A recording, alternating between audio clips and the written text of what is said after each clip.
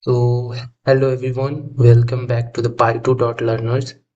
Have you ever wondered how a country that was almost completely destroyed after the World War II became one of the most technologically advanced nations in the world? From revolutionary manufacturing systems to global companies like Toyota and Sony, Japan's journey is one of the most fascinating stories of innovation and economic transformation.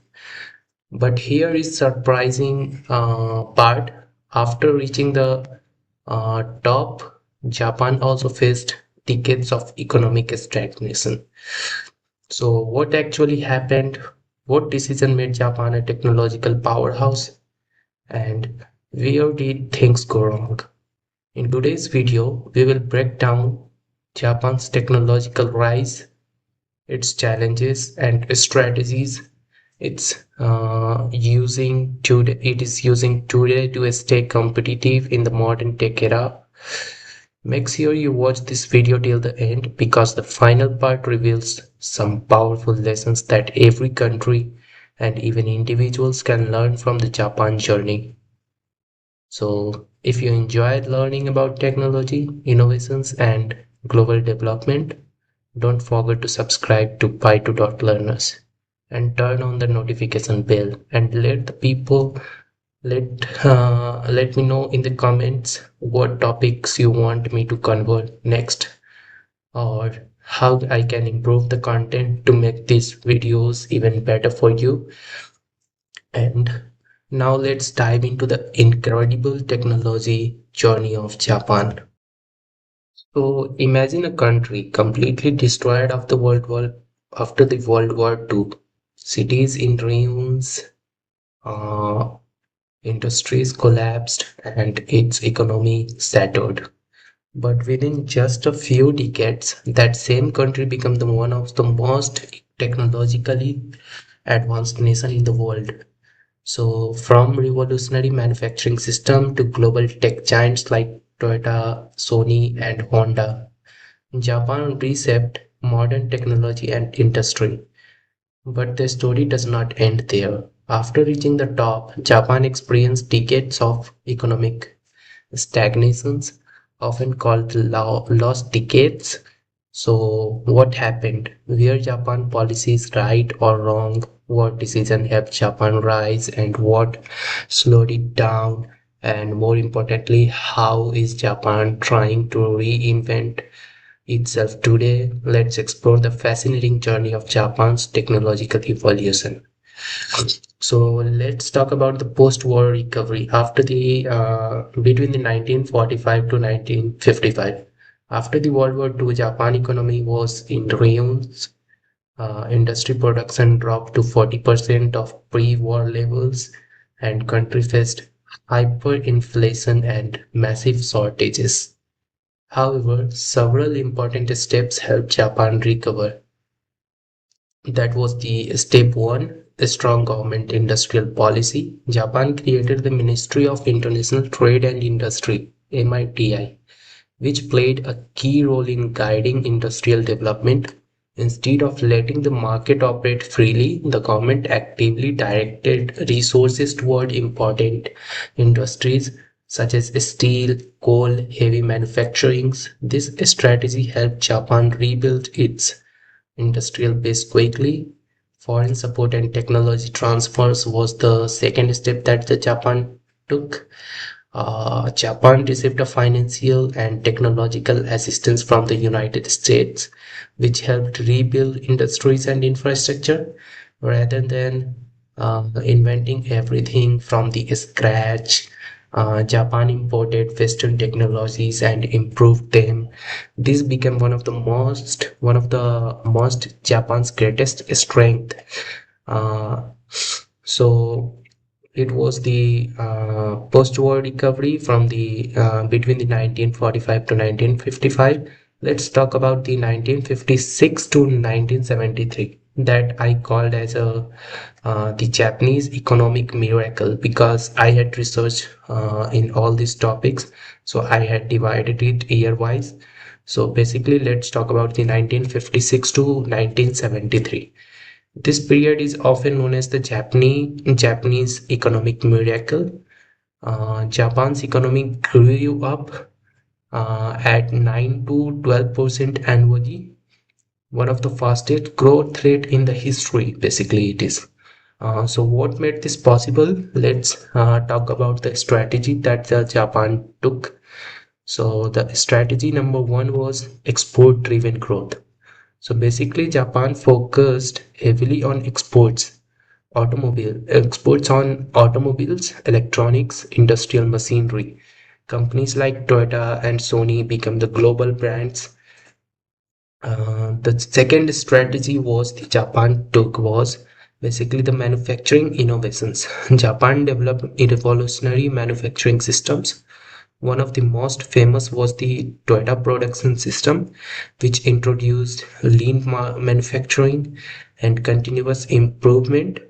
Kaizen, that is also so waste reduction system that they built. So this allowed Japanese companies to produce higher quality products at lower cost. So the third strategy that was the Japan took was basically the technology improvement.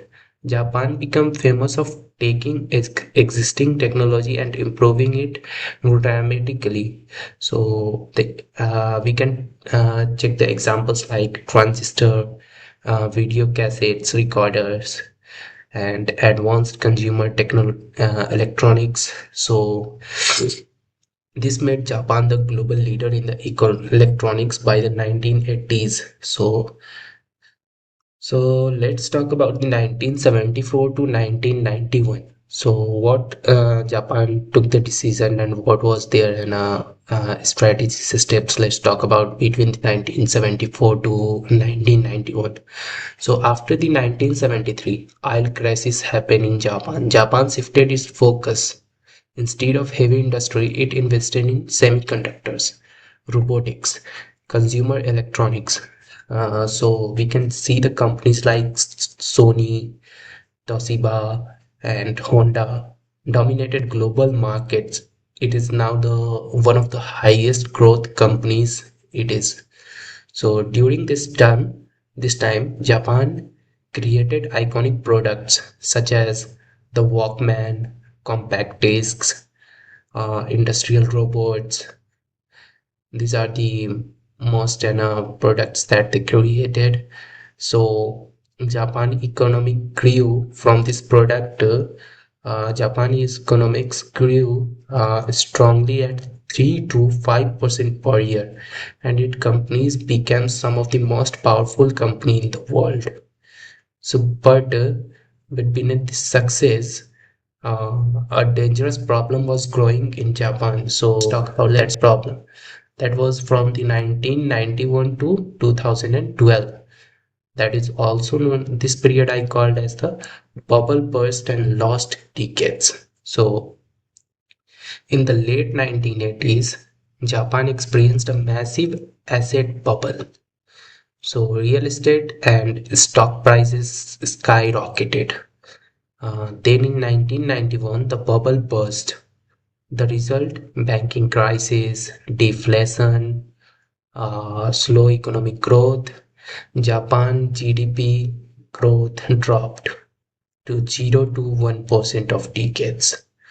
So even though Japan continued to innovate in robotics, advanced materials, high-speed rails, its economy struggled. This period is often known as the Japan lost decades. So let's talk about the 2013 to 2013 to present time. So basically, what are the Japan's new technology strategies and what they had done? So they are now currently, you all know how Japan evolved. So let's talk about that. In recent years, Japan has tried to rebuild its technological leadership. The government launched new economic policies and increased R&D investment. Japan now spends around 3 to 4% of the GDP on research and development. So it is the most important thing that I want to talk about. Most of the country even does not spend a 1% of their GDP in the research and development, but Japan is the small country basically. It's a in population wise and in other criterias, they are a small country, but they spend around 3 to 4% of the GDP on research and development. That's a great thing. One of the highest level in the world it is. So let's see. New focus is area that Japan focus on. So that was Japan is investing heavily in AI, that is artificial intelligence, and semiconductors, robotics, advanced materials. A new semiconductor company called Rapidus is working with IBM to develop 2 nanometer chips, which could compete with the global leaders. Japan is also collaborating with the companies like TSMC to strengthen its semiconductor industry. This shows Japan is moving toward international partnership rather than the working alone. So that's thing that I want to tell you. How Japan is evolved that you can understand now.